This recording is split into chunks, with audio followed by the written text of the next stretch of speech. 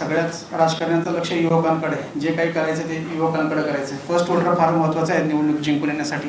सगळ्या दृष्टीनं युवकांचं महत्त्व वाढत असताना क्रीडा क्षेत्रालाही फार त्याच्यामुळे महत्त्वाचे दिवस येत आहेत.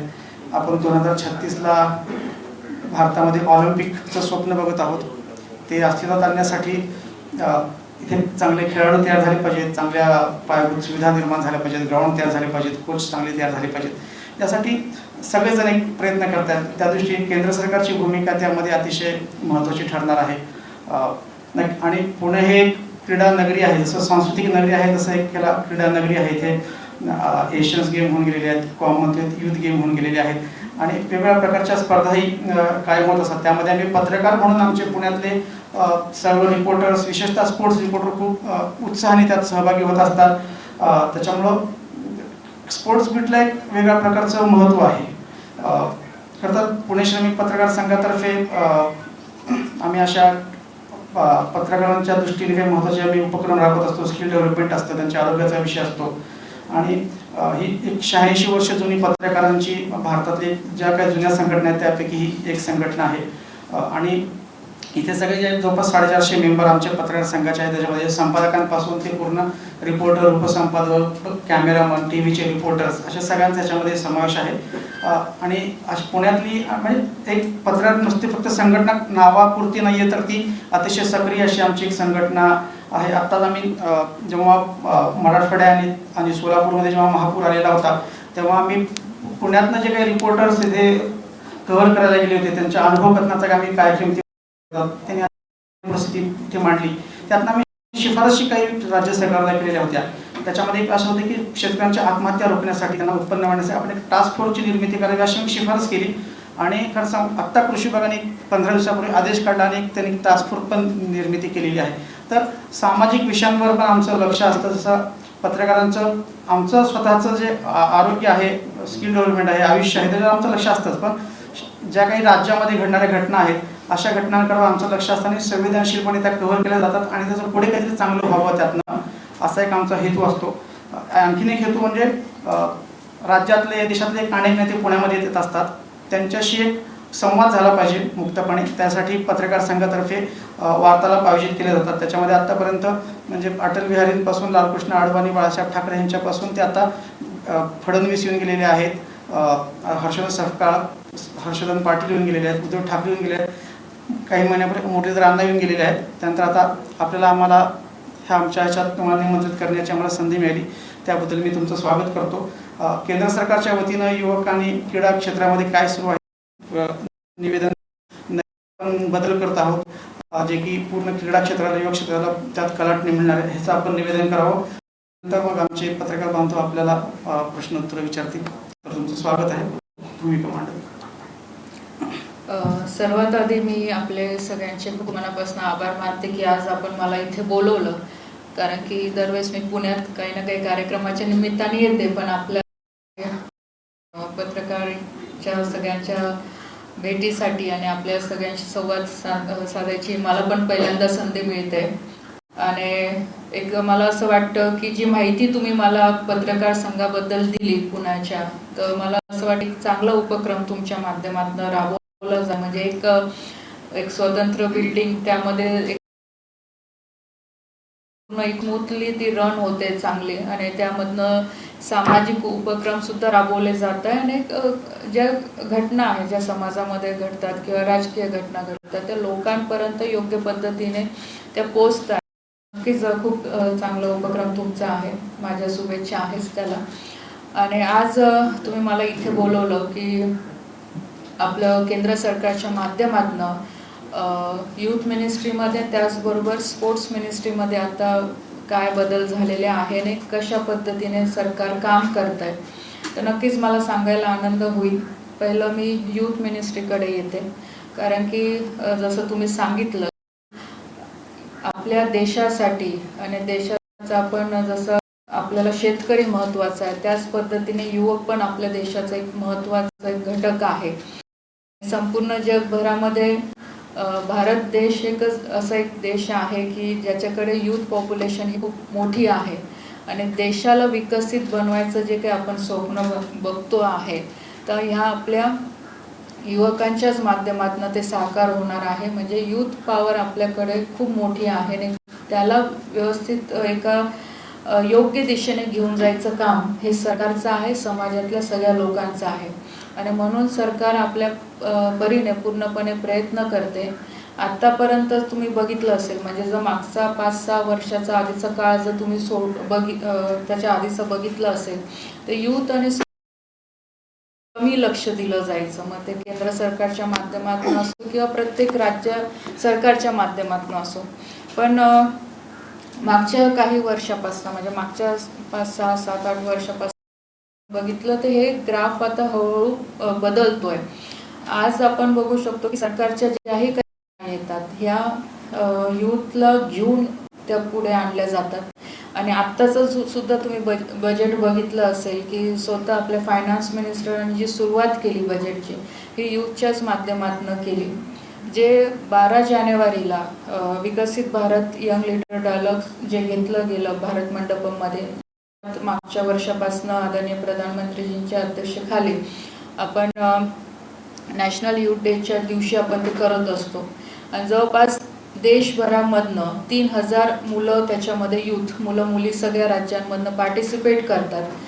3 दिवस लगातार हा कार्यक्रम चालतो. त्याच्यामध्ये संवाद होतात, मोठे मोठे इंडस्ट्रीजचे लोक असतील, डिफेन्स सेक्टर असेल, प्रत्येक सेक्टरमधले लोक येतात, मुलांना मार्गदर्शन करतात, त्यांच्या प्रश्न उत्तरण तिथे होत असतं. आणि त्याच्यातनं जे काही विषय दिले जातात विकसित भारत, तर विकसित भारत आपल्याला कसं पाहिजे, मग त्या प्रत्येक सेक्टरमध्ये आपल्याला काम करायचं. मग ते कृषी असेल, हेल्थ सेक्टर असेल, डिजिटल इंडिया असेल, स्पोर्ट्स असेल, यूथ असेल, तर ह्या सगळ्या सेक्टरमध्ये काम करत असताना इंडस्ट्रीज असेल तर कशा पद्धतीने आजचा यूथ विचार करतो आहे, तर अशा विषयांवर तिथे स्वतः प्राईम मिनिस्टरांच्या समोर यूथ आपल्या आपल्या पद्धतीने तिथे प्रेझेंटेशन देत असतात. आणि त्याच्यातला जो सार होता किंवा त्याच्यातल्या ज्या काही चांगल्या आयडिया होत्या त्या या बजेटमध्ये आपल्याला दिसल्या आणि स्वतः फायनान्स मिनिस्टरने सुद्धा त्याचा उल्लेख केला. आणि भविष्यामध्ये पण त्याच पद्धतीने आपलं यूथ मंत्रालय त्याच पद्धतीने काम करत आहे. जे माय भारतची जी सुरुवात झालेली आहे आदरणीय प्रधानमंत्रीजींच्या विचारांनी झाले की त्याचं एकच एम आहे की देशभरातले सगळे यूथ आपण एका डिजिटल प्लॅटफॉर्मवर आणले पाहिजे, जे की माय भारत पोर्टल आहे. की जवळपास ह्या मागच्या 2 ते 2.5 वर्षामध्ये 2.25 कोटी मुलं आत्तापर्यंत यूथ त्याच्यावर रजिस्टर झाले आहे. की जे ॲक्टिव्हिटीज यूथला घेऊन पूर्ण देशभरामध्ये सुरू आहे. मग ते वेगळ्या राज्यांमध्ये जाऊन तिथले ट्रेनिंग प्रोग्राम घेणे, इन्स्पिरेशन लर्निंग प्रोग्राम करणं, किंवा सोशली जे आपले कॉलेजेसमध्ये जे कॅम्प होतात, NSSचे कॅम्प होतात, तिथे त्यांना एक लिडरशिपचे प्रोग्राम शिकवतात. किंवा सोसायटीमध्ये जाऊन आपण आपलं बिहेवियर कसं पाहिजे किंवा समाजाला आपण सगळ्या ज्या गोष्टी गरजेच्या आहेत त्या तिथल्या इकोसिस्टीमसोबत आपण कशा जोडू शकतो. वॉटर मॅनेजमेंट आहे, त्याच्यानंतर प्लांटेशनचं काम आहे, स्वच्छतेचं काम आहे. एक चांगला नागरिक ह्या देशाचं कसा घडू शकतो या दृष्टिकोनातनं NSSच्या माध्यमातून कार्यक्रम घेतले जातात. आणि तेच आता माय भारतच्या माध्यमातून सुद्धा आपण घेतो आहे. कुठे डिझास्टर मॅनेजमेंट असेल, कारण आपण बघू शकतो की बऱ्याच वेळा अशी परिस्थिती येते की तिथे आपल्याला यूथ व्हॉलंटरी हा खूप महत्त्वाचा रोल प्ले करू शकतो. आत्ताच रिसेंटली जर सांगायचं म्हटलं उदाहरण की पंजाबमध्ये जर आता फ्लड जे आला मागच्या काळामध्ये, तर तिथे स्वतः माय भारतचे व्हॉलंटरी तिथे गेले, तिथे थांबले 8 दिवसमध्ये. आणि जिथे जिथे गरज होती तिथे तिथे त्या यूथने सगळ्यांनी व्हॉलंटरी म्हणून काम केलं. म्हणजे एक सक्षम नागरिक देशाचा कसा बनेल किंवा त्याला ह्या गोष्टीचं एक एक्सपिरियन्स राहणं किंवा एक जबाबदारी राहणं खूप महत्त्वाचं आहे. की त्याच्या स्वतःच्या करिअरसोबत या देशाची सुद्धा जबाबदारी त्याच्यावर आहे आणि त्या अनुषंगाने त्याने आपल्या जीवनाची वाटचाल केली पाहिजे. तर हे सगळे कार्यक्रम हे माय भारत पोर्टलच्या माध्यमातून देशभरामध्ये आपण घेतोय. पदयात्रा आपण करतो. आता जशी उद्या साताऱ्याला पण पदयात्रा आहे शिवजयंतीच्या निमित्ताने. मागच्या वर्षी आपण पुण्यामध्ये घेतली होती पदयात्रेमध्ये, तुम्ही लोकांमध्ये. त्याचा उद्देश हाच आहे की प्रत्येक राज्यातले जे महापुरुष आहेत किंवा ज्यांचं इतिहास आहे तो येणाऱ्या पिढींपर्यंत पोहोचला पाहिजे, त्यांचे विचार पोहोचले पाहिजे आणि त्या विचारांनी आजच्या यूथने काम केलं पाहिजे. आणि ते विचार जिवंत ठेवण्यासाठी अशा पदयात्रा संपूर्ण देशभरात प्रत्येक राज्यामध्ये घेतल्या जातं. इव्हन अंदोबार निकोबारमध्ये पण घेतल्या जातं. तर प्रत्येक राज्यामध्ये आपण घेतोय की जेणेकरून देशातला महापुरुषांचा इतिहास हा जिवंत राहिला पाहिजे आणि त्याचबरोबर तो रोजच्या जीवनामध्ये त्यांच्या विचारांमध्ये सुद्धा आला पाहिजे. ह्या अनुषंगाने यूथ मिनिस्ट्री काम करतोय. स्पोर्ट्सकडे आपण गेलो तर आज स्पोर्ट्समध्ये मी म्हणू शकते की नक्कीच खूप मोठा बदल येणाऱ्या पुढच्या काळामध्ये आपल्याला होताना दिसणार आहे. त्याची सुरुवात पण झालेली आहे आणि ज्या पद्धतीने आदरणीय प्रधानमंत्रीजी स्पोर्ट्सकडे खूप लक्ष ठेवून आहे की विकसित भारत बनवायच्या संकल्पामध्ये स्पोर्ट्सचा पण खूप मोठा वाटा राहणार आहे. कारण की विकसित भारत जेव्हा आपण म्हणतो स्ट्रक्चरने होत नाही तर त्या देशातला नागरिकसुद्धा तेवढाच सशक्त पाहिजे, सक्षम पाहिजे, फिट पाहिजे. म्हणून फिट इंडियाची मुवमेंटसुद्धा सुरू करण्यात आली होती. आणि जर देशातला नागरिक जर फिट नसेल, मेंटली फिजिकली जर फिट नसेल तर किती इन्फ्रास्ट्रक्चर आपण उभं केलं तर त्याचा उपयोग नाही. कारण की शेवटी काम करणारा हा आपलाच नागरिक आहे. म्हणून त्याचं फिट राहणं हे महत्त्वाचं आहे. म्हणून वेगळ्या म्हणजे फिट इंडिया किंवा खेलो इंडिया असेल या स्पोर्ट्स मंत्रालयाच्या अंतर्गत सगळे वेगळे आपण म्हणतो की आम्ही सेक्टर फॉर्म केलेले आहे की ज्या माध्यमातून स्पोर्ट्सला जास्तीत जास्त प्रमोट करण्यात येईल. म्हणून स्पोर्ट्समध्ये येणाऱ्या दिवसांमध्ये बदल होताना दिसणार आहे. त्याचे 2 कारणं आहेत की जे आपण 2036चं जे ऑलिम्पिक आपण विचार करतोय म्हणजे पूर्णपणे भारत सरकार प्रयत्न करते आहे की 2036चं ऑलिम्पिकचं बीड हे आपल्याला मिळवता आलं पाहिजे.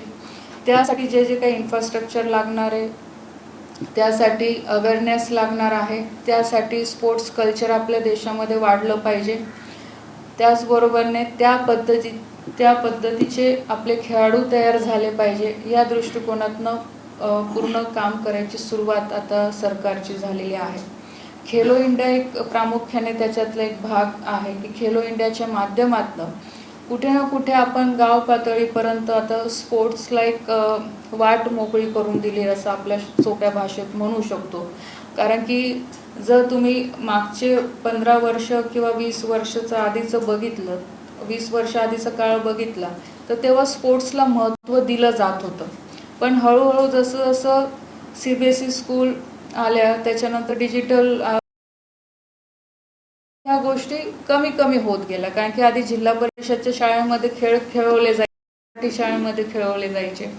पण जसं एज्युकेशन ज्या पद्धतीने बदलत गेलं तर कोणी असेल प्रत्येक पालक मग जास्त एज्युकेशनवर फोकस करत गेले. ह्या एक्स्ट्रा करिक्युलमवर लक्ष कमी होत गेलं. म्हणून ते परत रिवाईव्ह कसं करता येईल या दृष्टिकोनातनं आता सरकार विचार करते आहे. कारण की डिजिटली आपल्याला तर व्हायचंच आहे पण त्याचबरोबरने आपल्याला एक फिट सुद्धा राहणं महत्त्वाचं आहे. म्हणून पासून पर्यंत ग्राउंडवर सगळ्यांना आपल्याला कसं उतरवता येईल यासाठी प्रयत्न सुरू झाले आणि मग ते खेलो इंडिया स्कीम सुरू झाली की त्या माध्यमातून राज्य सरकार पण त्या खेलो इंडियाच्या स्कीममध्ये कॉपरेट करणं सुरू केलं. आणि हळूहळू खेलो इंडिया हे आज आपलं एक नॅशनल इव्हेंट होऊन गेलेला आहे की जो आज पूर्ण जगभरामध्ये प्रसिद्ध आहे. जे आता आपले ऑलिम्पिक ॲथलीट्स होते ते सुद्धा काही खेलो इंडियाच्या माध्यमातून पुढे आलेले आहे. देशभरामध्ये आपले प्रत्येक जिल्ह्यामध्ये खेलो इंडियाचे सेंटर आहे. नॉर्थ ईस्टमध्ये 2 सेंटर आहे प्रत्येक जिल्ह्यांमध्ये. आपल्या महाराष्ट्रामध्ये पण प्रत्येक जिल्ह्यामध्ये खेलो इंडियाचं सेंटर आहे.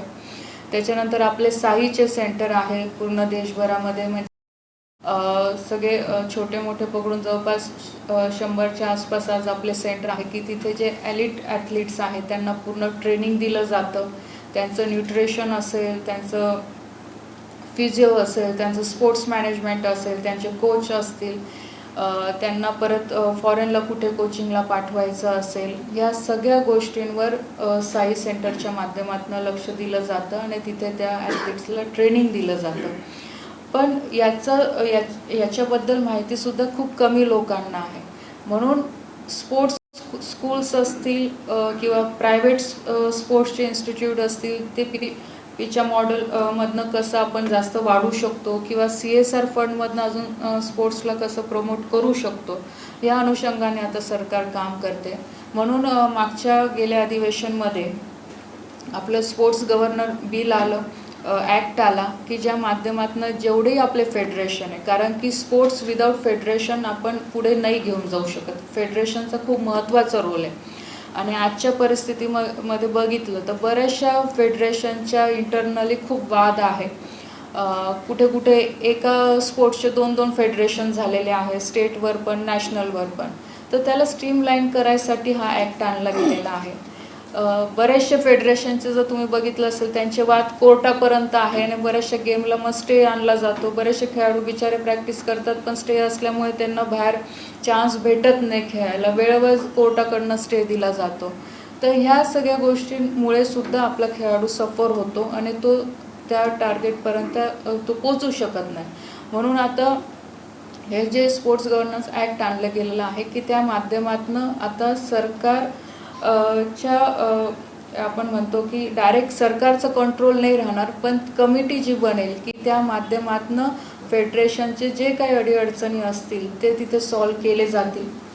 त्या माध्यमातून त्या ॲक्टमध्ये असं नमूद करण्यात आलेलं आहे की बाबा की जे हायकोर्टात जायची पॉवर कोणत्याही फेडरेशनला होती ती आता राहणार नाही. तुम्ही डायरेक्ट सुप्रीम कोर्टापर्यंत जाऊ शकतात, पण ट्रिब्युनलच्या माध्यमातून एक ट्रिब्युनल कमिटीसुद्धा त्याच्यामध्ये बसणार आहे की त्या माध्यमातून जेवढे फेडरेशनचे ते तिथे सॉर्ट आऊट केले जातील. टाईमलाईनच्या आतमध्ये ते सॉर्ट आऊट केले जातील, ना की वर्षण महिने लागतील. प्रत्येकाला टाईमलाईन दिली जाईल आणि त्या कमिटीमध्ये व्यवस्थितपणे मॅनेजमेंट राहील की त्यामध्ये जे आपले ॲथलीट्स आहे की ज्यांचा अनुभव आहे तसेसुद्धा मेंबर राहतील, काही ऑफिसर लेवलचे मेंबर त्याच्यामध्ये राहतील की त्याच्यावर गव्हर्नमेंटचा कंट्रोल राहणार नाही. पण योग्य पद्धतीने काम होतंय की नाही होते तेवढं गव्हर्नमेंट फक्त बघेल, पण बाकी सगळे अधिकार त्या कमिटीला राहतील योग्य पद्धतीने फेडरेशनला न्याय देण्यासाठी आणि व्यवस्थितपणे फेडरेशनचं काम चालू आहे की नाही त्याच्यावर कंट्रोल त्या कमिटीचा राहील. त्याचबरोबरने जे आता इलेक्शन होतात, आता फेडरेशनचे होतात की सेंट्रलला इलेक्शन होतं, स्टेटला इलेक्शन होतं. आज जर नियमाने बघायला गेलो तर नॅशनल फेडरेशन, स्टेट फेडरेशन आणि डिस्ट्रिक्ट फेडरेशन हे कंपल्सरी पाहिजे. पण आजची स्थिती बघितली की कुठे इलेक्शन होऊन जातात कोणाला माहीत पडत नाही. खूप कमी असे आहे की त्या स्पोर्ट्सबद्दलचं इलेक्शन थोडंफार लोकांना माहीत किंवा ते तेवढ्याच योग्य पद्धतीने होतं म्हणून थोडंफार त्या लोकांना माहीत असतं, पण बाकी फेडरेशनबद्दल माहीत नसतं. वेळेवर सदस्यच बनतात आणि वेळेवर वोटिंग होऊन फेडरेशनचे नावं डिक्लेअर होऊन जातात. पण आता तसं राहणार नाही आहे. कंपल्सरी आता जे नॅशनल फेडरेशन आहे त्यांना स्टेट फेडरेशनचे मेंबर झाले हे डिक्लेअर करावं लागतील आणि ते ऑनलाईन पोर्टलवर सगळे मेंबर तिथे दिसतील. तशाच पद्धतीने राज्याचे जे फेडरेशन आहेत त्यांना सुद्धा प्रत्येक डिस्ट्रिक्टमध्ये कमिटी तयार करावी लागेल आणि ती कमिटीसुद्धा सेंट्रलच्या पोर्टलवर रिफ्लेक्ट होईल की जेणेकरून जेव्हा हे होणार नाही, जे योग्य लोक आहे की म्हणजे ज्यांना अधिकार आहेत तेच लोक ह्या फेडरेशनच्या इलेक्शनमध्ये मतदान करू शकतात. आधी डिस्ट्रिक्ट लेवलचं मतदान होत जाईल, नंतर स्टेट आणि नंतर सेंट्रल. हे मतदान घ्यायचे अधिकार सुद्धा ज्या पद्धतीने आपले इलेक्शन होतात की आपण तहसीलदार किंवा प्रांतला अधिकार देतो, तर इथे सुद्धा प्रयत्न हा आहे की जे रिटायर्ड आपले अधिकारी आहेत तर त्यांना अधिकार हे दिले जातील, कारण त्यांना सगळी सिस्टीम माहीत असते कशा पद्धतीने इलेक्शन घेतले जातात. तर ते सुद्धा ह्या ॲक्टमध्ये रूल्समध्ये आणणं सुरू आहे की अशा पद्धतीने अधिकार जे रिटायर्ड तहसीलदार आहे किंवा प्रांत वगैरे असतील तर त्यांना पॅनलवर घेऊन त्यांना हे अधिकार दिले पाहिजे, तर की जेणेकरून फेडरेशनचं काम व्यवस्थित योग्य पद्धतीने चालेल. तर बरेचसे प्रॉब्लेम आपले इथे सॉर्ट आऊट होतात आणि त्यानंतर एकदा हे प्रॉब्लेम सॉल्व्ह झाल्यानंतर तर फेडरेशनचे जे काही मेंबर आहे तर फेडरेशन पण योग्य पद्धतीने आपल्या खेळाडूंच्या डेव्हलपमेंटच्या अनुषंगाने काम करेल. जे काही फेडरेशनकडनं वर्षभरात कॉम्पिटिशन घेतल्या जातात, ज्यांना केंद्र सरकारनं बऱ्याचशा फेडरेशनला फंडिंगसुद्धा केलं जातं, तर हे फेडरेशनचं कॅलेंडरसुद्धा तुम्हाला गव्हर्नमेंटच्या पोर्टलवर शो करावं लागणार आहे की कोणत्या महिन्यामध्ये कोणत्या मॅचेस होणार आहे. आणि त्यामध्ये सुद्धा ऑन कॅमेरा आता कंपल्सरी केलं गेलेलं आहे की ऑन कॅमेराच कोणत्या पण कॉम्पिटिशन आता इथून पुढे घेतल्या जातील. आणि त्यामध्ये सुद्धा केंद्र सरकारच्या वतीने एक मेंबर कॉम्पिटिशनच्या वेळेस तिथं उपस्थित राहील की जेणेकरून बऱ्याचदा तुमच्या कानावर पण येत असतील की इश्यू होतात की तो ॲथलीट चांगला होता पण तिथे पार्शलिटी झाली आणि त्याचं नाव डावलण्यात आलं, हे बऱ्याचदा आपण ऐकलेलं असेल. तर हे प्रॉब्लेम कुठे होणार नाही म्हणून त्यासाठी कॅमेरा हा कंपल्सरी केलेला आहे. आणि केंद्र सरकारच्या वतीने राज्य सरकारच्या वतीने तिथे एक अधिकारी हा कंपल्सरी मॅचेसच्या वेळेस राहील. तर हे सगळे बदल आता फेडरेशनमध्ये आम्ही आता करतोय. मे बी येणाऱ्या पुढच्या 2-3 महिन्यामध्ये आता हळूहळू एक एक गोष्ट हळूहळू आता स्ट्रीमलाईन होणं सुरू होऊन जाईल. आणि एक वेळ हे फेडरेशनचे प्रॉब्लेम सॉर्ट आऊट झाल्यानंतर तर मला असं वाटतं बऱ्याचशा गोष्टी सुरळीत होतील आणि जे पोषक वातावरण ॲथलीट्सला डेव्हलपमेंटसाठी पाहिजे ते फेडरेशनच्या माध्यमातून मिळणं सुरू होईल. आणि त्यानंतर केंद्र सरकारच्या माध्यमातूनही अजून फेडरेशनला CSR फंड सोबत आम्ही कसं जोडून देता येईल त्यासाठी सुद्धा आता प्रयत्न करतोय. कारण की क्रिकेट एक असं असोसिएशन आहे की ते सेल्फ सफिशियंट आहे, पण बाकीचे फेडरेशन एवढे फायनान्शियली स्ट्रॉंग नाही आहे, तर त्यांना स्ट्रॉंग करणं पण गरजेचं आहे. म्हणून आता कॉर्पोरेट सेक्टरला पण आपण आता विनंती करतोय आणि PMOकडनं म्हणजे स्वतः आदरणीय प्राईम मिनिस्टर पण प्रयत्न करत आहे की ज्या पद्धतीने कॉर्पोरेट सेक्टर आता हेल्थसाठी CSR त्यांचा खर्च करतो तशाच पद्धतीने आता स्पोर्ट्ससाठी सुद्धा खर्च केला पाहिजे त्यांनी. तर ते सुद्धा रूलमध्ये येईल की जेणेकरून CSRचं प्रमाणसुद्धा स्पोर्ट्सकडे वाढेल. आणि एकदा CSRचं प्रमाण वाढल्यानंतर बऱ्याचशा गोष्टी सुधारतील. आणि इन्फ्रास्ट्रक्चर वाईज किंवा एक अकॅडमी पूर्ण योग्य पद्धतीने चालवायची असेल तर ते CSRच्या फंडच्या माध्यमातून चालू शकते व्यवस्थितपणे. मॅनेजमेंट प्रोफेशनल वेने ते होऊ शकते. कारण की आज त्याची कुठे ना कुठे कमतरता आहे. आज आपण बघू शकतो की स्पोर्ट्स सायन्स सेंटर बऱ्याचशा ठिकाणी नाही आहे किंवा बऱ्याच लोकांना अजून त्याबद्दल माहिती नाही आहे. ग्रामीण भागातले जे आपले ॲथलीट्स आहेत त्यांनासुद्धा अजून स्पोर्ट्स सायन्स काय याबद्दल माहिती नाही आहे. आपल्या इव्हन मोठ्या शहरांमध्ये पण खूप कमी लोकांना जे नॅशनल खेळून येतात ॲथलीट्स त्यांनाच माहिती आहे की स्पोर्ट्स सायन्स काय. पण जो तयारी करतोय 5-6 वर्षापासून जो तयारी करतो त्याच्या पालकांना किंवा त्याला किंवा त्या कोचला सुद्धा ह्या बाबतीमध्ये अवेअरनेस नाही आहे. तर स्पोर्ट्स सायन्स सेंटर PP मॉडेलवर किंवा प्रायव्हेट किंवा सरकारच्या वतीने अजून कसे जास्त वाढवता येईल यासाठी सुद्धा प्रयत्न चालू आहे की जेणेकरून लहानपणापासनं ॲथलीटला योग्य ते मार्गदर्शन आणि स्पोर्ट्स सायन्सचा सपोर्ट मिळू शकतो. कारण की तुम्ही आता बघू शकता की AIच्या मदतीने आता खूप इझी टेक्नॉलॉजी आलेली आहे की कोणत्याही ॲथलीटचं बॉडीचं स्ट्रक्चर त्याचं पूर्ण बॉडीचं आपण म्हणतो एक ॲबिलिटी पूर्ण स्पोर्ट्सची ही आपण ते AIच्या थ्रू म्हणजे जे काही त्यांची सिस्टीम आहे ज्या काही मशिनरी आहेत त्या माध्यमातून आपण मॉनिटर करू शकतो. आणि स्पेसिफिकली त्या स्पोर्ट्सबद्दल आपण करू शकतो की सपोज तो क्रिकेट खेळत असेल तर क्रिकेटसाठी मसल पॉवर नेमकं कोणत्या ठिकाणी पाहिजे, कसं पाहिजे, कुठे स्ट्रेंथ त्याची कमी पडते, येणाऱ्या 2-3 महिन्यामध्ये तो कुठे इंज्युअर्ड होण्याचे चान्सेस आहे ते सुद्धा आता स्पोर्ट्स सायन्सच्या मदतीने आपण ते डिटेक्ट करू शकतो.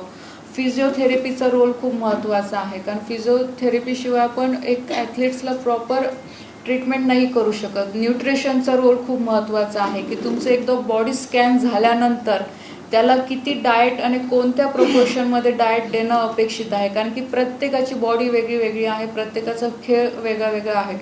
तर प्रत्येकाचं इंडिव्हिज्युअली डाएट चार्ट तयार होतं. त्याचं इव्हन आपण म्हणतो की एक्सरसाइजसुद्धा त्या पद्धतीने त्याचं पूर्ण शेड्यूल केलं जातं. असं नाही आहे की बाबा सगळ्याच खेळाडूंना एकच टाईपचं एक्सरसाइज आपण देऊ शकतो, तसं नाही आहे. त्याचं पण पूर्ण योग्य पद्धतीने ते मॉनिटर होतं. म्हणून स्पोर्ट्स सायन्सचा रोल खूप महत्त्वाचा आहे. आणि जर हे ते आधीपासनं एखाद्या खेळाडूला 6-7 वर्षाचं जेव्हा तो प्रॅक्टिसला सुरू करतो जो तेव्हापासून सपोर्ट मिळायला सुरुवात होऊन गेली. तर मला असं वाटतं की जो तेव्हा 15-16 अंडर 14मध्ये खेळायला सुरू होतो तोपर्यंत त्याला एक चांगला सपोर्ट मिळू शकतो आणि त्याच्या परफॉर्मन्समध्ये खूप चांगली इव्हेंट बघायला आपल्याला मिळू शकते की जे आज मिळत नाही आहे. आज ह्या सगळ्या गोष्टी त्याला कधी तेव्हा तो अंडर 18-19 खेळून होतं त्याचं आणि एक तो नॅशनल इन्स्टिट्यूटमध्ये एंटर होतो तेव्हा ह्या सगळ्या गोष्टींचा त्याला सपोर्ट मिळतो. पण हेच त्याला आधीपासून मिळणं सुरू होऊन गेलं तर खूप मोठा फरक ह्यामध्ये आपल्याला दिसू शकतो. तर ह्या अनुषंगाने सुद्धा जी आता खेलो भारत नीती जी बनलेली आहे की आपण प्रत्येक राज्य सरकारला सुद्धा निवेदन करतोय की राज्य सरकारने सुद्धा आपल्या वतीने एका जिल्ह्यामध्ये एक स्पोर्ट्स स्कूल सुरू करण्यात यावी. तिथे स्पोर्ट्स सायन्सचा सपोर्टसुद्धा तिथे देण्यात यावा की जेणेकरून लहानपणापासून मुलांना एक चांगलं ट्रेनिंग भेटेल, एक चांगलं एन्व्हायरमेंट त्यांना भेटेल, एक कॉम्पिटिशनचं एन्व्हायरमेंट त्यांना भेटेल. तर हे सुद्धा आपण प्रयत्न करत आहे की ते सुरू झालं पाहिजे. त्यानंतर स्टेटचं स्पोर्ट्स युनिव्हर्सिटी पाहिजे, मध्ये कोचेस रेटेशन तिथे होईल, कोचेसचं इन्कमिंग ज्यामध्ये जास्त वाढेल की जे आज कोचेस आहे किंवा ज्या पद्धतीनं त्यांना ट्रेन केलं जातं तर त्या पद्धतीचं एज्युकेशन आपल्या कोचेसला सुद्धा भेटू शकतो. तर राज्य सरकारसोबत हँड होल्डिंग करून आपण हे इन्फ्रास्ट्रक्चर कसं उभं करता येईल यासाठी प्रयत्न करतोय. लीग्स कशा जास्तीत जास्त वाढवता येतील, प्रत्येक गेम्समध्ये लीग्स हा खूप महत्त्वाचा रोल प्ले करणार आहे. कॉम्पिटिशन त्या माध्यमातून होतील.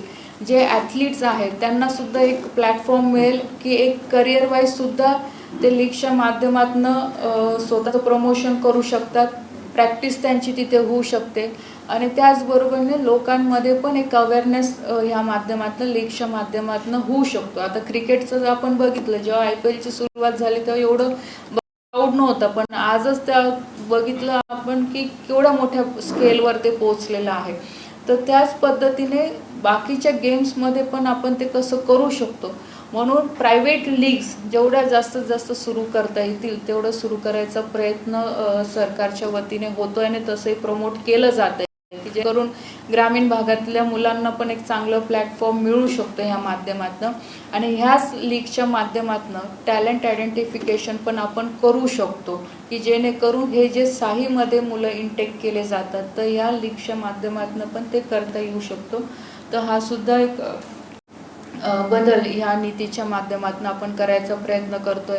त्याच्यानंतर आता जसं स्टार्टअप इंडियासाठी आज गव्हर्मेंट सपोर्ट करते त्यांना त्या प्रोजेक्टसाठी, तर तसंच आता स्पोर्ट्स गुड मॅन्युफॅक्चरमध्ये सुद्धा आता सरकार सपोर्ट करणार आहे. त्यामध्ये पण काही त्यांना सबसिडीच्या रूपाने किंवा काही अन्य रूपाने कसं स्पोर्ट्स मॅन्युफॅक्चर सेक्टरला आपण पुढे घेऊन जाऊ शकतो यासाठी सुद्धा प्रयत्न करते.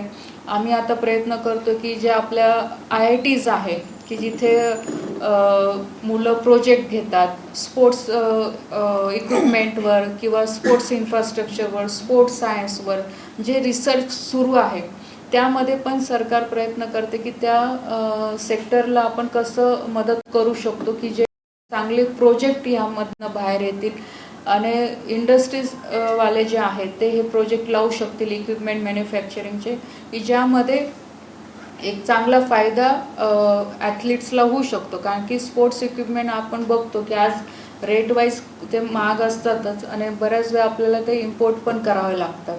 म्हणून त्या क्वालिटीचे इक्विपमेंट आपल्या देशातही कसे तयार होतील, आपल्या देशातल्या ॲथलीट्सला तर आपण देऊच, पण त्याचबरोबर आपण एक्सपोर्ट पण आपण कसं करू शकू या दृष्टिकोनातनं पण विचार करतोय. याच्यातनं 3 फायदे होतील. एक तर मॅन्युफॅक्चर सेक्टर आपलं वाढेल, त्याच्यातनं जॉब क्रिएशनसुद्धा होतं आणि कमी दरामध्ये इझिली आपल्या इथल्या ॲथलीट्सला सुद्धा ते इक्विपमेंट आपल्याला मिळू शकतं. तर इकॉनॉमिक ग्रोथमध्ये पण याचा खूप मोठा वाटा स्पोर्ट्स सेक्टरचा राहणार आहे. म्हणून येणाऱ्या पुढच्या 5 ते 10 वर्षामध्ये स्पोर्ट्स सेक्टरला करिअर वाईज जरी आजच्या युवकांनी बघितलं तर खूप मोठा स्कोप आता आपल्याला दिसतोय. जसं प्रत्येकाचा फेज असतो की इंजिनिअरिंगचा एक फेज होता, डॉक्टरचा एक फेज होता, तर आता येणाऱ्या पुढच्या 10 वर्षामध्ये करिअर वाईज स्पोर्ट्समध्ये खूप चांगलं स्कोप सरकारच्या माध्यमातून किंवा प्रायव्हेट सेक्टरच्या माध्यमातून आहे.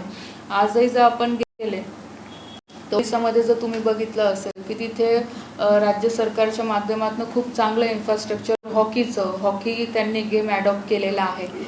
ते सुद्धा आपण प्रत्येक राज्याला सांगतोय की तुम्ही एक गेम ॲडॉप्ट करा. प्रायव्हेट जे कंपनीज आहेत त्यांना आपण सांगतो की तुम्ही एक गेम ॲडॉप्ट करा आणि ते सेंटर चालवायला घ्या तुम्ही. तर तशा पद्धतीचं मॉडेल आता आपल्या देशामध्ये ओडिसामध्ये सुरू आहे आणि खूप चांगल्या पद्धतीचा रिस्पॉन्स तिथल्या ॲथलीटच्या माध्यमातून आपल्याला दिसतोय, इन्फ्रास्ट्रक्चरच्या माध्यमातून दिसतोय. तर अशा पद्धतीने स्पोर्ट्समध्ये आता काम सुरू आहे आणि अपेक्षा हीच आहे की जास्तीत जास्त स्पोर्ट्स कल्चर आपलं इथं वाढलं पाहिजे. आता उदाहरण जर तुम्हाला द्यायचं म्हटलं तर पुण्याचंच मी देईल की जे आता पुणे ग्रँड टूर झालं. तुम्ही पण बघितलं असेल की पुणे सायकलिंगसाठी तर आधीपासून ओळखलं जायचं, पण ह्या ग्रँड टूरमुळे एक नवी ओळख ग्लोबली आता आपली झाली. नक्कीच त्या माध्यमातून जी चर्चा पुण्यामध्ये आहे की रोड चांगले होऊन गेले, कमी दिवसामध्ये सगळं व्यवस्थित सिस्टमॅटिक गोष्टी होऊन गेल्या. तर हे उदाहरण आहे की जर आपण एखादा इव्हेंट स्पोर्ट्सचा जर आता करायचा म्हटलं तर तो फक्त त्या खेळापुरता मर्यादित नाही राहत, तर त्याचा परिणाम सगळ्याच गोष्टींवर होतो. तिथल्या टुरिझमवर सुद्धा होतो, तिथल्या बिझनेसवर सुद्धा होतो, तिथल्या स्थानिक लोकांच्या विकासावर सुद्धा होतो. तर ह्या दृष्टिकोनातून आता पूर्णपणे सरकार पण प्रयत्न करते की स्पोर्ट्स टुरिझम पण आपलं कसं देशात वाढू शकतो की जेणेकरून बाहेर देशातला क्राऊड आपल्याकडे येईल. त्या माध्यमातून सुद्धा एक इकोसिस्टीम आपली चांगली बिल्ड होऊ शकते. आणि त्याचं उदाहरण तुम्ही जाता बघितलं असेल की साहजिक आहे छोट्या मोठ्या व्यवसायांना इनडायरेक्टली त्याचा फायदा होतोच. पद्धतीने स्पोर्ट्स डिपार्टमेंट काम करतं. प्रश्न विचारू शकता. आपले जे पत्रकार मित्र आहेत त्यांनी प्रश्न विचारावे. मॅडम, तुम्ही आता बोलताना ते म्हटले की 20 वर्षापूर्वी आपली जी क्रीडा संस्कृती चांगल्या प्रकारे होती, नंतर शिक्षण पद्धती बदलली आणि आपली थोडी मागं पडली, तुम्ही स्वतः मांडणी केली.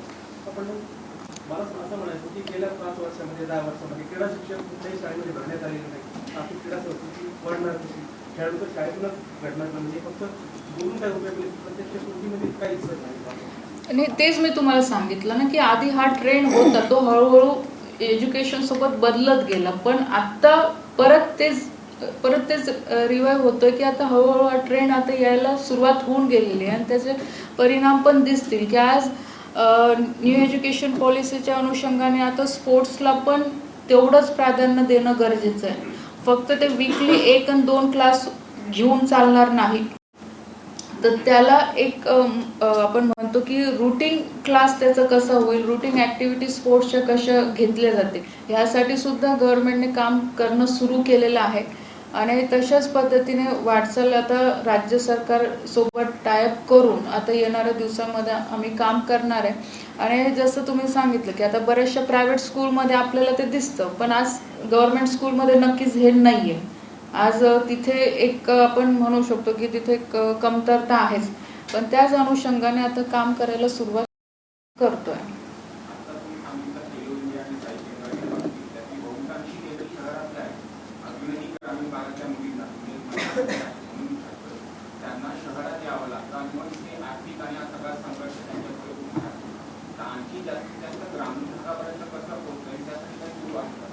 बघा, याच्यातनं आता 2 ॲक्टिव्हिटीज सुरू केल्या गेलेल्या आहेत की आपल्या स्पोर्ट्स मिनिस्ट्रीच्या माध्यमातून अस्मिता लीग सुरू करण्यात आलेली आहे की त्याचं अस्मिता लीगचं हाच मोठं आहे की ग्रामीण भागातलं महिलांचं आणि मुलींचं पार्टिसिपेशन स्पोर्ट्समध्ये कसं वाढेल, म्हणून आपण फेडरेशनसोबत मिळून अस्मिता लीग्सला जिल्हा पातळीवर, तालुक्याच्या पातळीवर आपण घेऊन जातो आहे की जेणेकरून त्या माध्यमातून खेलो इंडियाच्या बद्दल पण एक अवेअरनेस वाढेल आणि मुलींमध्ये सुद्धा एक कॉन्फिडन्स येईल या माध्यमातून की चला, म्हणजे ती कॉम्पिटिशन काय खूप मोठी कॉम्पिटिशन नाही राहणार, पण एक बेसिक रूल किंवा बेसिक खेळ काय असतो आणि मी खेळू शकते हा तरी तिच्या कॉन्फिडन्स होणं महत्त्वाचं आहे. म्हणून अस्मिता लीग सुरू केलेली आहे. ह्या वर्षापासून आदरणीय प्रधानमंत्रीजींच्या सूचनेच्या अनुषंगाने खासदारांना कंपल्सरी करण्यात आलेलं आहे की तुम्ही क्रीडा महोत्सव तुम्ही घेतला पाहिजे. आणि ह्या वर्षी बऱ्याचशा खासदारांनी चांगल्या पद्धतीने आपल्या आपल्या मतदारसंघामध्ये घेतला सुद्धा. खासदारांनी घेतला, उद्या आमदारही घेतील, तर याच्याने अवेअरनेस वाढेल, एक प्लॅटफॉर्म ग्रामीण भागातल्या मुलांना सुद्धा मिळेल इथे. आणि त्याचबरोबर तिथे टॅलेंट आयडेंटिफिकेशन पण करण्याचा एक स्कोप आपल्याला दिसू शकतो. जसं आता मी घेतली जवळपास म्हणजे इथे पण मुरली अण्णांनी घेतलं असेल की आता माझ्या मतदारसंघामध्ये जवळपास 20,000 मुलांचं रजिस्ट्रेशन झालं आणि जवळपास पूर्ण फायनल यूज तर 8,000 मुलं तिथे खेळले, प्रॉपरली खेळले तिथे. तर त्यांना एक प्लॅटफॉर्म मिळालं. आता ह्या वर्षी ठीक आहे कमी आम्हाला रिस्पॉन्स मिळाला असेल, पण पुढच्या वर्षी अजून मुलं तयारी करते, त्याच्या पुढच्या वर्षी अजून करते. जसं जसं अवेअरनेस वाढत जाईल तसं तसं तयारी पण मुलांकडनं किंवा पालकांच्या माध्यमातून आपल्याला हळूहळू होताना दिसेल.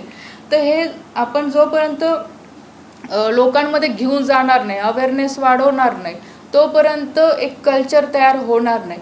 जर एक ही सिस्टीम बिल्ड होऊन गेली, जसं त्या दादांनी विचारलं की शाळेमध्ये शिक्षक नाही आहे, जेव्हा ही सिस्टीम बिल्ड होऊन जाईल तर ॲटोमॅटिक सरकारला पण प्रत्येक शाळेमध्ये शिक्षक ठेवणं हे कंपल्सरीच होऊन जाईल, जे की आज पण आपण मॅन्डेटरी करतोय. पण तरीसुद्धा कारण की ती रिक्वायरमेंटच सोसायटीमधनं येणं सुरू होऊन जाईल की बाबा आम्हाला प्राधान्य स्पोर्ट्सला पण तेवढंच द्यायचं आहे. आज आपण प्रायव्हेट स्कूलमध्ये गेलं तर जर एखादा म्हणजे एक मानसिकता मी सांगते, आज माझी असेल तुमची असेल की आपल्या सगळ्या पालकांची ती असते की बाबा खेळतो काय, अभ्यास कर, सहज आपण बोलून जातो. असं आपल्याला त्याचं इम्पॉर्टन्स माहीत असतं पण तरी आपण बोलतो किंवा खेळतो काय, रिकामा टाइमपास काय करतो, अभ्यास कर, परीक्षा येणार आहे, आपण त्याच्याकडे ते एक दुर्लक्ष करतो ह्या सगळ्या गोष्टीकडे. जेव्हा लोकांमधनं ही डिमांड येणं सुरू होऊन जाईल त्याच अनुषंगाने हळूहळू ह्या गोष्टी इम्प्रूव्ह पण होणं सुरू होऊन जाईल.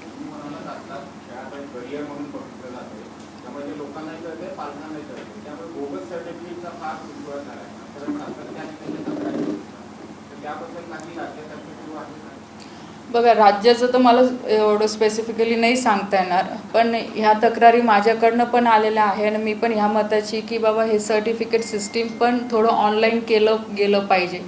आणि खास करून हे राज्यांमध्ये म्हणजे आपलं राज्य असेल दुसरीकडे जे माझ्याकडे तक्रारी येतात की नोकरीसाठी ते सर्टिफिकेट मॅनेज केले जातात, जे की ते चुकीचंच आहे. पण याच्याकडे पण थोडं अजून बारकाईने लक्ष देऊन हे कसं सॉर्ट आऊट करता येईल याच्याकडे तर लक्ष देण्याचं गरजेचं आहे. आणि प्रयत्न हाच केला पाहिजे की ह्या सगळ्या गोष्टी जर डिजिटली झाल्या तर मला असं वाटतं बऱ्याचशा गोष्टी याच्यामध्ये आपल्याला सुधारताना दिसतील. कारण की कोणत्याही ॲथलीटचा डेटा आता जो केंद्र सरकारच्या अंतर्गत जे ॲथलीट्स खेळतात किंवा साईच्या सेंटरमध्ये किंवा जे कॉम्पिटिशनमध्ये खेळतात तर त्यांचा डेटा आता पोर्टलवर आहे. तर प्रत्येक ॲथलीट्सला त्याचा ॲक्सेस आहे की मी आज कोणत्या रँकवर आहे की कोणत्या कॉम्पिटिशनवर मी कुठे होतो. तशाच पद्धतीनं जर मेकॅनिझम राज्य सरकारने पण ॲडॉप्ट केलं तर मला असं वाटतं की याचा प्रॉब्लेम सॉर्ट आऊट होऊ शकतो. बराच वेळा काय होतं की महाराष्ट्रातील खेळाडू असतात, केंद्राची त्यांना मदत लागते किंवा बाहेर जर जायचं असेल त्यांना पैसे कमी पडतात, अशा वेळेस काय उपाय नाही हेल्पलाईन आहे आपल्याकडे सुरू केली आपण? बघा याच्यामध्ये दोन गोष्टी आहे की आता त्याबद्दल पण मी म्हणेल की लोकांमध्ये आता अवेअरनेस नाही आहे किंवा कमी पडतो. कारण मी पण बऱ्याच वेळा बघितलेलं की बरेचसे पालक माझ्याकडे येतात की अशी एक कॉम्पिटिशन आहे आणि आमच्या मुलांना तिथे फायनान्स कमी पडतो आणि जाता येत नाही आहे. पण ह्या दोन गोष्टीकडे पण लक्ष देण्याची गरज आहे की ज्या काही कॉम्पिटिशन होतात, कारण की ऑफकोर्स स्पोर्ट्स कोणताही एवढा म्हणजे महागच आहे आपण आपल्या भाषेत जर म्हणायला गेलो तर जी कॉम्पिटिशन आहे ती तेवढी व्हॅलिड आहे का किंवा त्याचं इम्पॉर्टन्स. कारण की आज मार्केट सगळ्यांसाठी ओपन आहे. एक ठीक आहे हॉबी म्हणून पण आपण खेळतो किंवा एक चला की कॉम्पिटिशनला आपल्याला जायचं आहे किंवा एक दुसरं एक नोकरी आपल्याला मिळेल गव्हर्नमेंटाने, जी आपली आज मोस्टली मुलं त्याच दृष्टिकोनातनं विचार करतं की कॉम्पिटिशन आहे तर आपल्याला नोकरी मिळून जाईल आपण जर त्याच्यामध्ये गेलो. तर याच्यामध्ये पण आता आम्ही पूर्णपणे व्यवस्थितपणे त्याला डिफाईन करायचा प्रयत्न करतो आहे की जिथे ज्या मॅचेस होतात इंटरनॅशनली किंवा नॅशनली जर खरोखर त्या मुलाला त्याच्यामध्ये काही बेनिफिट मिळत असेल तर सरकारच्या वतीने त्याला कसं फायनान्स करता येईल या अनुषंगाने पण प्रयत्न करतो आहे. प्लस ज्या काही कॉम्पिटिशन आहे, कारण की मेन तर ह्या कॉम्पिटिशन फेडरेशनच्या माध्यमातून होतात, कारण की सगळ्या कारण डायरेक्ट सरकार कुठेही म्हणजे डायरेक्टली कॉम्पिटिशन नाही घेत, फेडरेशनच कॉम्पिटिशन घेत असते, फेडरेशनला सरकार मदत करत असते. तर फेडरेशनला पण आपण आता सांगतो आहे की तुम्ही पूर्ण ॲन्युअल चार्ट तुम्ही तयार करा की किती कॉम्पिटिशन तुम्ही घेणार आहे, कशा घेणार आहे, की जे मी आधी सांगितलं की त्याला CSR सोबत सुद्धा आपण जोडू शकतो. की जे तुम्ही विचारलं की अशा मुलांना जेव्हा बाहेर जायची गरज पडते आणि तेव्हा फंड नसतो, तर तो CSR कंपोनंटमधनं आपण त्यांना ते देऊ शकतो. केंद्र सरकार, राज्य सरकार खेळावर जो खर्च नाही, निधी म्हणजे आता कोणता निधी? खेळासाठी खेळासाठी बघा, एक तर आज जो निधी आहे म्हणजे मी केंद्राचं सांगते कारण प्रत्येक राज्याचं वेगळं वेगळं आहे. केंद्र सरकारचं जो फंड आहे आता ह्या 4-5 कंपोनंटवर तो यूज होतो की जे तुमचं टॅलेंट आयडेंटिफिकेशन होतं त्या माध्यमातून खेळाडूंना मदत केली जाते. आज जवळपास आपल्या देशभरामध्ये म्हणजे कमी प्लस मायनस होतो कारण की तो आकडा दर महिन्याला कमी जास्त होतो. तर आसपास 10,000 मुलांना आज केंद्र सरकार मदत करते. आता त्याच्यातही क्रायटेरिया आहे की जे खेलो इंडियामध्ये ज्यांचं सिलेक्शन झालेलं आहे त्यांना वर्षाला जवळपास 1,20,000 सरकार देते, म्हणजे 10,000 रुपये त्यांना मदत करते की जेणेकरून ते त्यामधनं त्यांचं डाएट असेल, इक्विपमेंट असेल ते कवर करू शकतात, प्रॅक्टिस करू शकतात. दुसरा कंपोनंट जे साईच्या सेंटरमध्ये ज्यांचं सिलेक्शन होतं त्यांनासुद्धा सरकार पूर्ण तिथे फ्री फॅसिलिटी देते, पूर्ण फ्री मदत करते. आणि त्याच्यानंतर जे ॲलिट ॲथलीट्स असतात जे एशियन, कॉमनवेल्थ किंवा ऑलिम्पिकच्या दृष्टिकोनातनं म्हणजे त्या लेवलपर्यंत पोहोचलेलं आहे त्यांना टॉप्सच्या स्कीममधनं 50,000 रुपयाचं असिस्टंट सरकार देते आणि प्लस ह्या बाकीच्या फॅसिलिटी करते. त्याचबरोबर जे प्रायव्हेट इन्स्टिट्यूट आहे जे सरकारसोबत त्यांचं रजिस्ट्रेशन झालेलं आहे आणि सपोज माझं सिलेक्शन झालेलं आहे की टॅलेंट आयडेंटिफिकेशनमध्ये माझं झालेलं आहे आणि एखादं इन्स्टिट्यूट आहे, प्रायव्हेट आहे आणि मला तिथे जायचं आहे, तर मला म्हणजे माझ्या माध्यमातून त्या इन्स्टिट्यूटला दरवर्षी 5.5 लाख रुपये सरकार देते. त्या 5.5 लाखामध्ये माझं तिथे ट्रेनिंग, माझे सगळे ट्रेनिंगचे इक्विपमेंट, माझं डाएट वगैरे सगळं सरकारकडनं ते मदत केली जाते. तर तो सुद्धा एक कंपोनंट त्याच्यात आहे. म्हणजे केंद्र सरकारचे पैसे अशा पद्धतीने तिथे खर्च केले आणि जे बाहेर कॉम्पिटिशनला पाठवले जातात तर ते सुद्धा ह्याच याच्यातनं पाठवले जातात. पैसे पण घेतातच ना, पण देतं आणि पैसे ते उमेदवारांकडून पण घेतात. कोण? नाही, जे सरकार हे जे मी सांगते हे जेवढ्या ॲथलीट्सला सपोर्ट दिला जातो तिथे नाही पैसे घेतले जात कारण की सरकारच त्यांना फंड करतं, तर तिथून कसे पैसे घेणार. आता हे सोडून जर प्रायव्हेट असतील की तिथं जस्ट तुम्ही खेळायला जाताय, ट्रेन घेताय, प्रायव्हेट कोच आहे वगैरे, तिथं तर त्यांची फीज घेतीलच. ते कमर्शियल पद्धत झाली, तिथे तर सरकार डायरेक्ट मध्ये नाही येऊ शकत. जे सरकारच्या इन्स्टिट्यूटमध्ये होत आहे किंवा सरकारकडनं ज्या मुलांना सपोर्ट केला जातो, ज्या इन्स्टिट्यूटला सपोर्ट केला जातो तिथं तर पूर्ण सरकारच फंड करते. आणि आज मला असं वाटतं की एखाद्या प्रायव्हेट इन्स्टिट्यूट जे सगळ्या फॅसिलिटीज तिथे आहे तर ते सुद्धा आज अप्लाय करू शकतो. गव्हर्नमेंट त्याला रजिस्ट्रेशन करून फक्त जे ॲथलीटचं सिलेक्शन आम्ही करतो त्या ॲथलीट्सची इच्छा पाहिजे की मला त्या सेंटरमध्ये जायचं आहे. मग त्याला मर्यादा नाही आहे की तो 10 ॲथलीट्सच घेऊ शकतो, तो 100ही घेऊ शकतो. त्याच्यामध्ये जेवढी कॅपॅसिटी, जेवढे ॲथलीट्स जायला त्या इन्स्टिट्यूटमध्ये इंटरेस्टेड असतील पर ॲथलीट तेवढे 5 लाखाच्या वरती ती मदत प्रत्येक ॲथलीटच्या मागे केली जाते. आपल्या राज्यातल्या काही खो-खो आहेत ज्या पुरस्कारासाठी पात्र होत्या, क्रायटेरिया बसत होत्या, तर त्यांना डावलून पश्चिम बंगालच्या मुलीला त्याची शिफारस आहे, तर त्याच्या काही तक्रारी तुमच्यापर्यंत आल्या किंवा?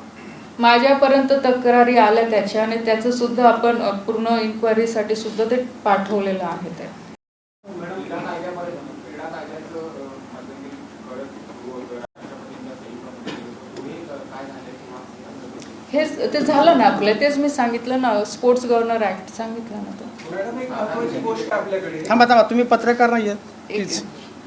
मॅडम, आशुतोष जाधव यांच्या जयंतीनिमित्त 2 वर्षापासून आपल्याकडं राज्य क्रीडा दिन साजरा केला जातो, परंतु यावर्षी 15 जानेवारीला मुंबईत झालं नाही. तुम्ही केंद्रीय राज्य क्रीडा मंत्री आहात, तर राज्यात पण तुमचं सरकार आहे, तर तुम्ही राज्य सरकारला काय सल्ला द्याल?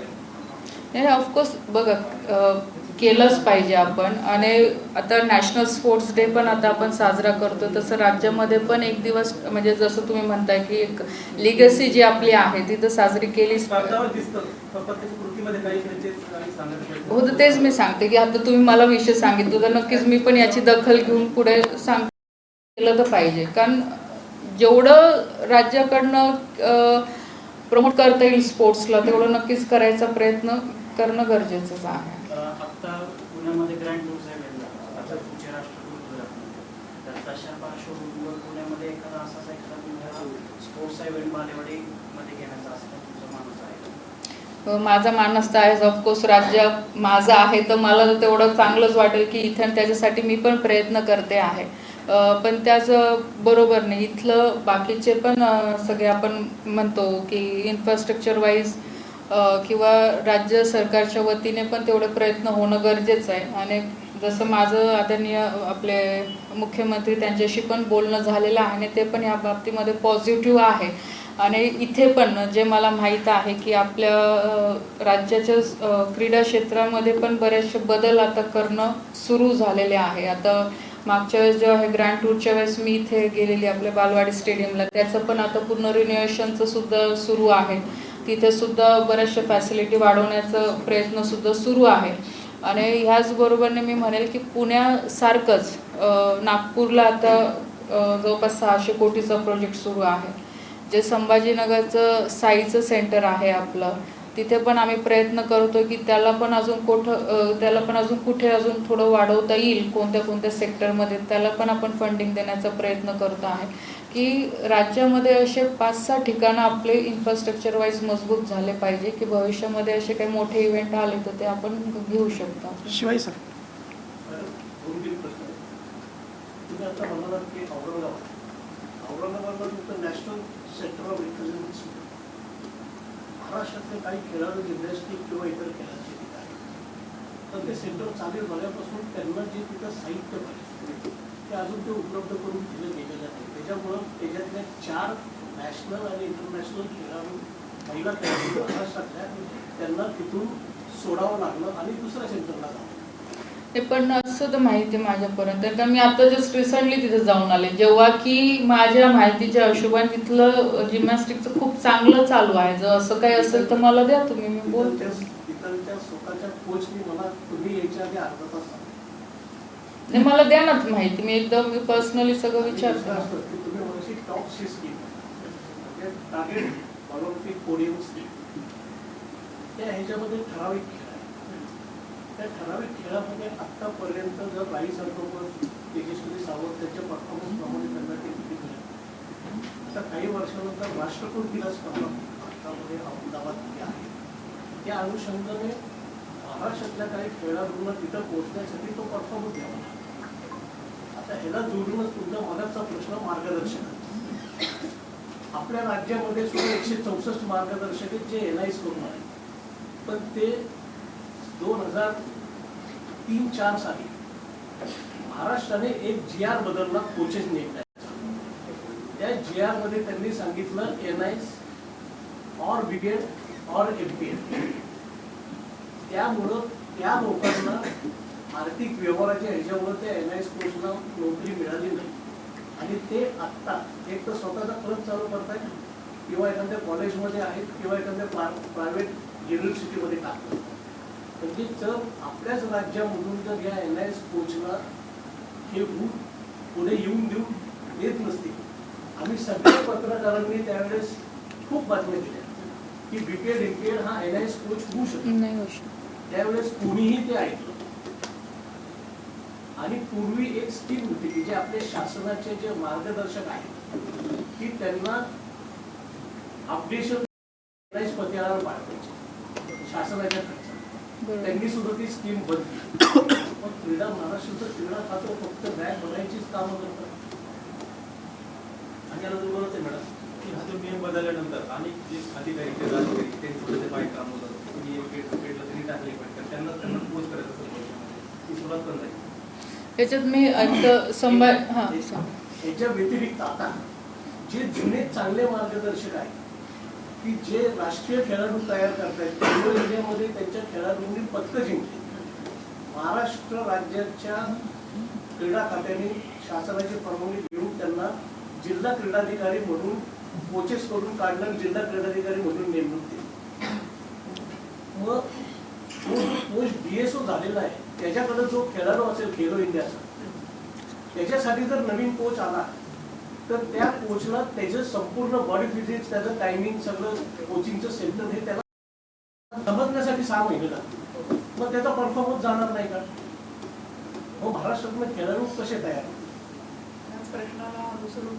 एवढे देऊन दिले तर ते सगळे गोंधळ एकमेकांमध्ये येतील. ते त्याचं उत्तर होते. पूर्वी शासनाच्या ह्याच्यात प्रत्येक जिल्ह्यामध्ये जिल्हा क्रीडा संकुल आणि तालुक्यामध्ये तालुका संकुल बांधले गेले की तिथं त्या त्या जिल्ह्यातल्या त्या त्या राज्यातले जे खेळ आहेत त्या खेळांचं खास प्रशिक्षण शिबिर कोचेसच्या माध्यमातून द्यायचं. आता तिथं कुठं म्हशीचा गोठा, कुठं गाईचा गोठा, असे त्या संकुलांची परिस्थिती.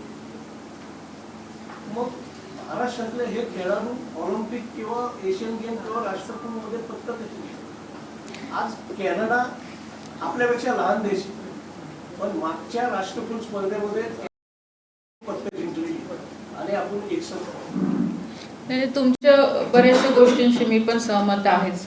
पहिलं तर एक तर तुम्ही संभाजीनगरचा जो विषय सांगितलं तर मला ते द्या माझ्याकडे, मी स्वतः घेऊन बघते काय काय नाही. कारण की असं तो होणार नाही, कारण की जेव्हा कोणी ॲथलीट्स तिथं खेळतो तर इक्विपमेंटची कुठे करता पडणार नाही याची काळजी घेणं हे तर म्हणजे तिथल्या स्टाफची जबाबदारी असते. आणि जर असं काही आहे तर माझ्याकडे द्या, मी लगेच त्याच्या फोमपीट लागतंय. फोमपीट तिथे फ्लोर एक्सरसाइज वगैरेसाठी करण्यासाठी फोमचे तुकडे करून खड्डा केलेला असतो, त्याच्यात त्या खेळाडूंना तिथं प्रॅक्टिस करायची असते. नाही तुम्ही मला द्या, मी इंडिव्हिज्युअली ते केस बघते. दुसरा विषय सांगितलं की काही स्पेसिफिक गेमच त्याच्यामध्ये आहे आणि त्याच ह्याच्यामध्ये त्यांना फंड म्हणजे मिळतात. पण आता याच्यामध्ये पण आपण बदल करतोय, कारण की ते एक आधी टार्गेट होतं. कारण की ऑलिम्पिकमध्ये जेवढेही गेम्स आहेत तेवढे गेम्स आपल्या देशाकडनं खेळले जात नाही, कारण तेवढे पार्टिसिपेट पण आपले नसतात. तेवढं एक आधीचं असं होतं की बाबा काही ठराविक गेमलाच आपण टार्गेट ठेवून तशाच पद्धतीचं इन्फ्रास्ट्रक्चर, तशाच पद्धतीचं आपण ट्रेनिंग दिलं पाहिजे की जेणेकरून एक मेडल आपण त्या याच्यामध्ये आणू शकतो. पण आता प्रधानमंत्रीजींनी ते पण सूचना दिल्या आहे की जेव्हा की आपण 36ची गोष्ट करतो आहे तर आपल्याला सगळ्याच गेम्समध्ये पुढे जाणं महत्त्वाचं आहे. सगळ्याच गेम्ससाठी इन्फ्रास्ट्रक्चर उभं करणं गरजेचं आहे, तसे कोचेस घडवणं गरजेचं आहे, तसेच ॲथलीट सुद्धा घडवणं गरजेचं आहे. तर त्याच्यावर ऑलरेडी आता आपण काम सुरू केलेलं आहे सरकारच्या वतीने की सगळ्याच गेम्सला आपण कसं प्राधान्य देऊ शकतो. कारण की 2036 यूथ तर कमीत कमी आपल्याकडे 4 ते 5 हजार ॲथलीट्स तरी तयार पाहिजे की जे ऑलिम्पिक कॉम्पिटिशनला पूर्ण कंडक्ट करू शकतो. कारण की आज सुद्धा तुम्ही बघितलं की 200-250 पर्यंत आपण पाठवतो, जेव्हा की आपण सगळे गेम्स खेळतच नाही, म्हणजे आपण पार्टिसिपेटच करू शकत नाही. म्हणून मे बी आपले मेडल येण्याची क्षमता कमी होऊन जाते. पण जेव्हा ह्या लेवलपर्यंत आपण ॲथलीट्स तयार करू तेव्हा ते मेडल वाढतील. आणि त्याचबरोबरने आता महिलांचंही पार्टिसिपेशन आपण आता जास्त वाढवण्याचा प्रयत्न करतोय.